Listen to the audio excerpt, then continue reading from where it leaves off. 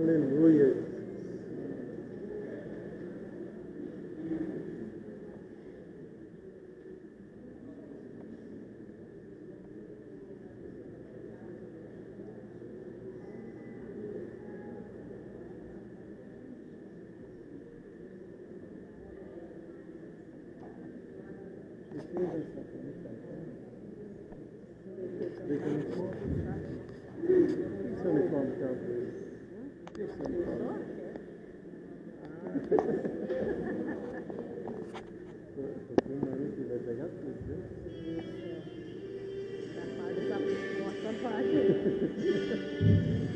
Depois eu vou mostrar o outro.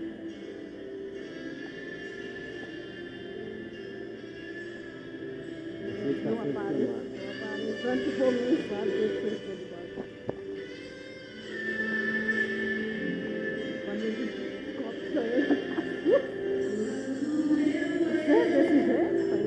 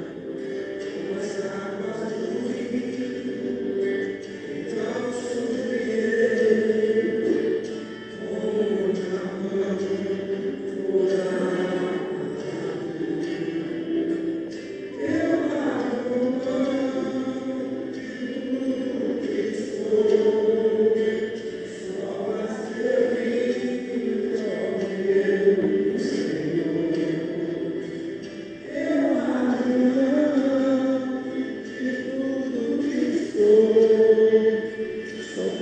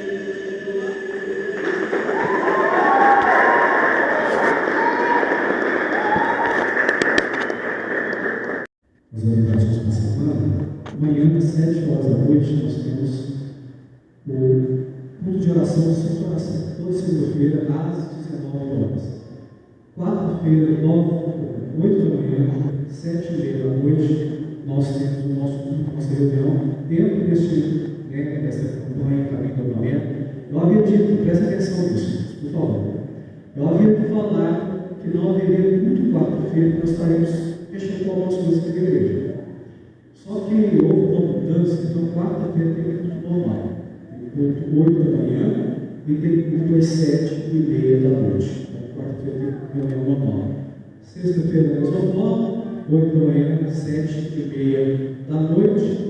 E no domingo, nós temos então o nosso culto às 8 da manhã e às 19 horas. Programação dessa igreja, nós estamos nos preparando para o Congresso de Avivamento. Grave essa data, guarde no seu coração. Muito importante você estar envolvido, você participar e estar convidando alguém para estar participando conosco também. Serão dia 10, 11 e 12 do mês de março, o Congresso de Avivamento. Sempre às 19 horas. Podemos fazer somente em um horário. Então, na sexta-feira, às 19 horas, no sábado, às 19 horas e no domingo, às 19 horas. Sem ser no próximo final de semana. Outra coisa muito importante que você precisa guardar: por causa do Congresso, nós adiamos, antecipamos a ceia. Então, a ceia do Senhor será domingo que vem, dia 5. Amém, irmãos? Então, a ceia do Senhor, domingo, dia 5. Consagração, 6 horas da manhã. Para quem quiser vir participar da oração, voltar, venha em jejum. De 6 às 7, estamos em consagração do altar. 8 da manhã, a primeira reunião. E às 19 horas, a segunda reunião. Lembrando, ceia do Senhor, antecipado por causa do nosso congresso do avivamento. Fica de pé no seu lugar. Segura na sua mão a sua oferta e o seu dízimo. Restaurará todas as coisas, como falou há muito tempo por meio dos seus santos profetas. Amém? Repete comigo a oração, diz: Senhor Jesus, fala comigo, que a palavra do Senhor ela traga direção, revelação, orientação, cura, libertação sobre a minha vida. Que a palavra do Senhor seja poderosa, que o inimigo não tenha poder de roubar essa semente da minha vida, em nome de Jesus. Amém? Pode se sentar, irmãos. Fica ligado agora, por gentileza.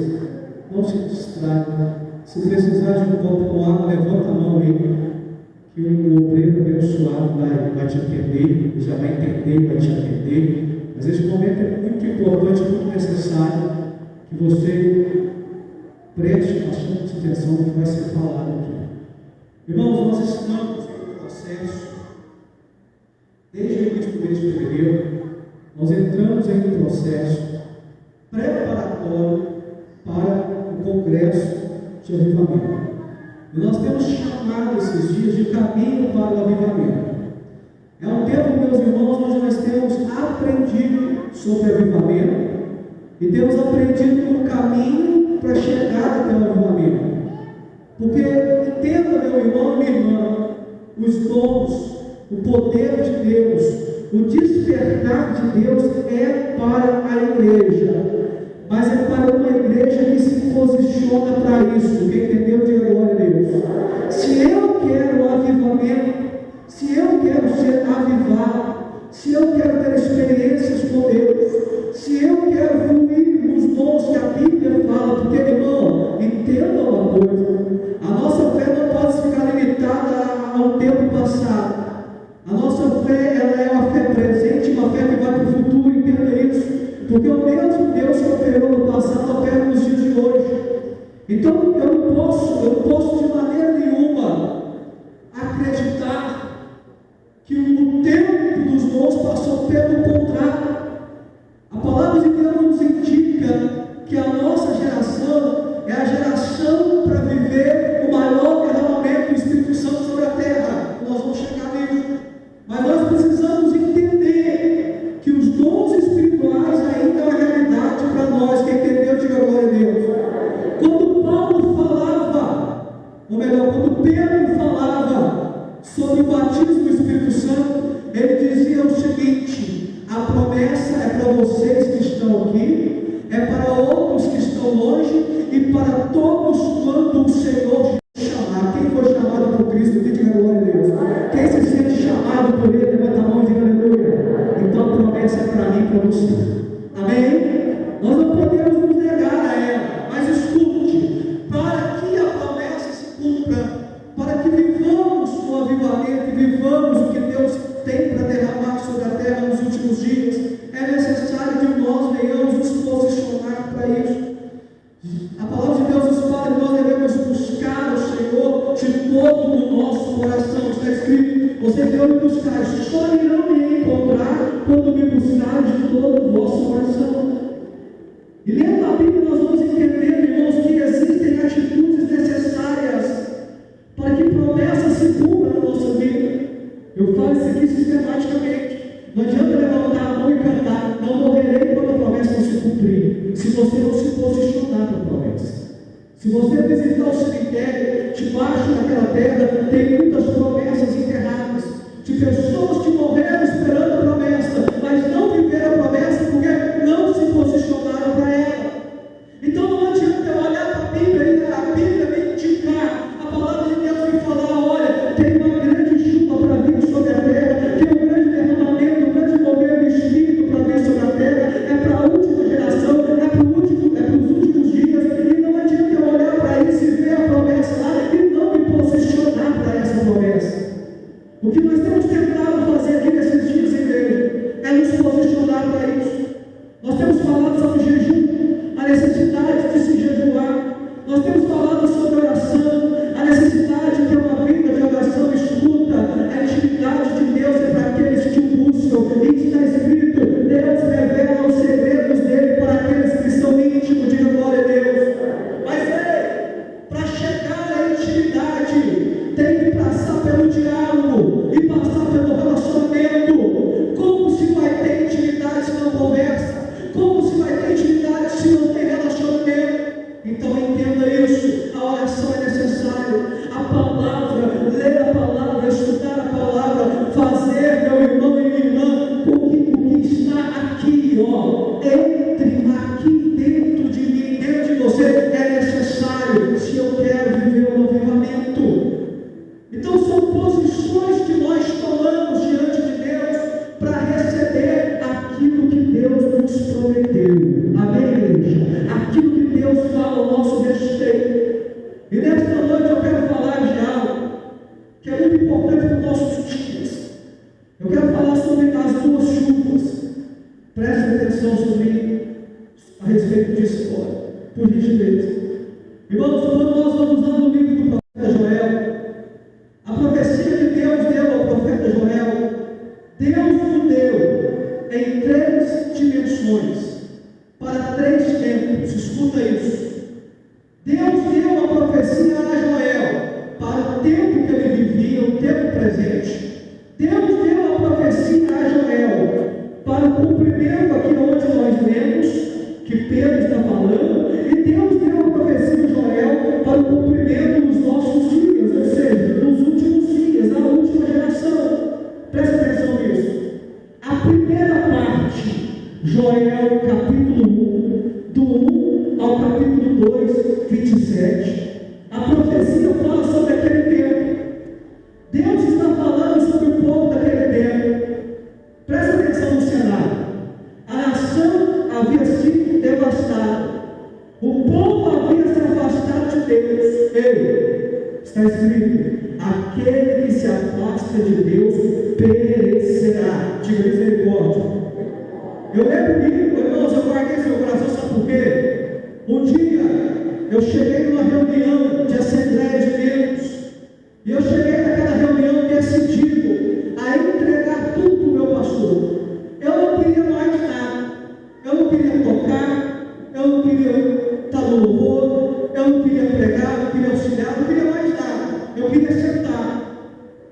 E eu cheguei naquela Assembleia decidido a entregar tudo. Falar: pastor, eu a partir de hoje eu vou sentadinho aqui e não quero mais nada, vou ficar sentado e ir para o céu. Eu quero ir para o céu, mas eu não quero fazer mais nada. E aí, irmãos, quando eu entrei no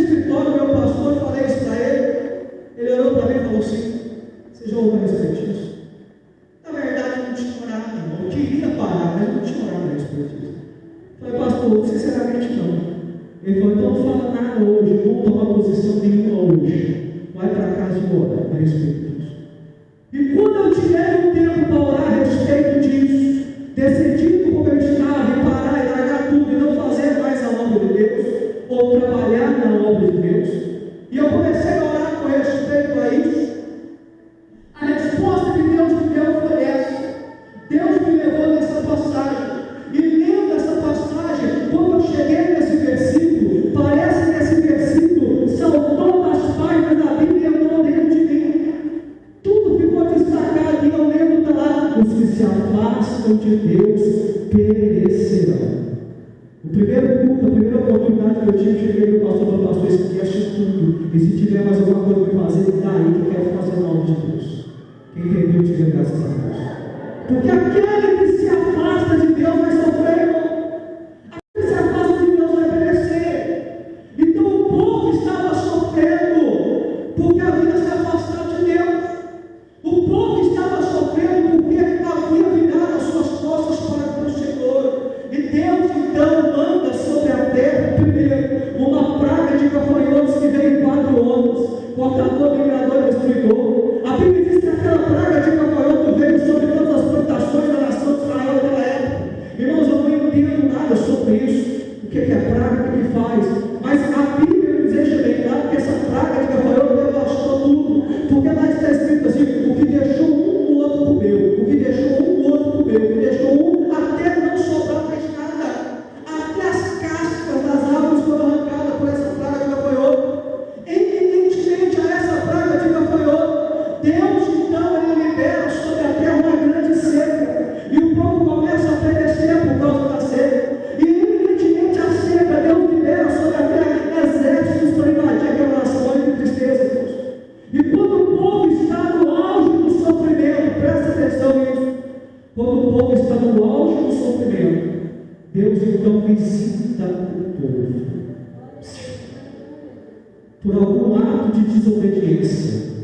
Se liga aí, por algum ato de desobediência, por talvez virar as costas para Deus, por talvez abraçar o pecado, talvez o juízo de Deus possa chegar sobre o teu vida, mas Deus te visita onde você estiver.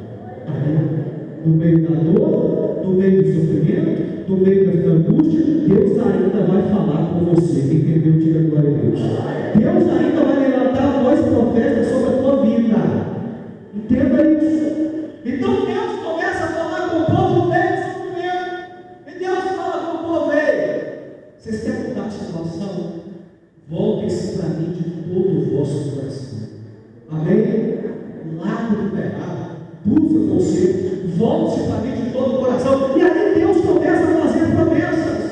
Deus promete enviar a chuva no tempo certo. Irmãos, escuta, no tempo da bênção, Deus não dava 2 chuvas. Repete comigo: 2 chuvas.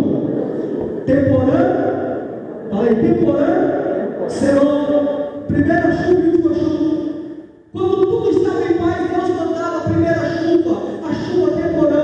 Essa chuva ela vinha para preparar a terra para a semeadura, para o povo semear. Então a chuva vinha, era uma chuva mais fraca, mais branda, preparava a terra para receber a semente. Uma vez a terra preparada, a semente era lançada, com certeza queria frutificar, porque Deus estava abençoando. Passado-se o tempo da semente germinar, quando está chegando aos frutos, Deus mandava a segunda chuva, a chuva serônia. Essa segunda chuva era uma chuva mais forte, era uma chuva mais abundante, era uma chuva mais veemente, e essa chuva servia para preparar os frutos para a colheita. Guarda isso no seu coração, que daqui a pouco eu vou precisar disso. Fala assim: a segunda chuva, diga, a segunda chuva prepara os frutos para a colheita. Guarda isso. Então Deus fala com o povo: olha, se vocês se arrependerem, se vocês se voltarem para mim, vai ter chuva certa no tempo certo. Amém?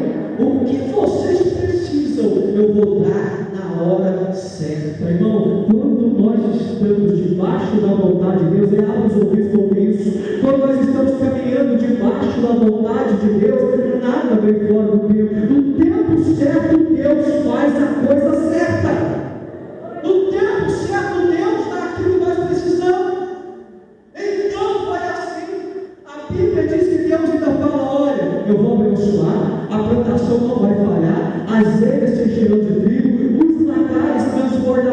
óleo e vinho, e o meu povo nunca mais será envergonhado. Então, essa primeira parte da profecia dizia respeito ao povo de Israel lá atrás. Amém? Quando chega em Joel 2:27, entramos na segunda parte da profecia. Porque aí Joel começa a dizer: e acontecerá depois que derramarei o meu espírito sobre toda a carne. Amém? Acontecerá depois. Esse depois aponta para o futuro. Esse depois aponta para algo que irá acontecer ainda no futuro. E acontece aqui. A Bíblia diz em Atos capítulo 2 que, cumprindo o dia de Pentecostes, todos 120 pessoas estavam reunidas no mesmo lugar. De repente, aquele lugar foi tomado por um sopro de um vento impetuoso, viram-se línguas como de fogo sobre a cabeça do povo que estava ali, e todos foram cheios do Espírito Santo. Quem entendeu, diga glória a Deus. Repete comigo: primeira chuva. Aqui Deus estava derramando a primeira chuva dele sobre a terra. Irmãos, o que parece na era literal, para nós é espiritual. A profecia que diz ao nosso respeito não fala de uma chuva que vem normalmente sobre a terra e às vezes causa até muito desastre, mas fala de uma chuva espiritual sobre a nossa terra. Amém? Uma chuva de poder, uma chuva de derramamento do Espírito Santo. Aqui se cumpriu a primeira chuva. Agora há pouco eu te informei que a primeira chuva ela vinha para preparar a terra para a semeadura. E assim foi feito. Porque presta atenção no que acontece logo depois. A Bíblia diz que quando todos foram cheios do Espírito Santo, eles começaram a semear. Diga glória a Deus. Eles começaram a pregar a palavra. Fala assim: a palavra, diga a palavra é a boa semente. Então eles começaram a semear, eles começaram a pregar a palavra. E nós que estamos aqui nessa noite, somos os frutos da primeira chuva que foi derramada há mais de 2000 anos atrás. Amém, igreja? Porque foi semeada a palavra. A palavra chegou até nós, porque ela veio debaixo da bênção da chuva. Ei, nada prospera se não estiver debaixo da unção do Espírito Santo. Quem entendeu, diga glória a Deus. Louvor não prospera se não estiver debaixo da unção do Espírito Santo. Oração não prospera se não estiver debaixo da unção do Espírito Santo.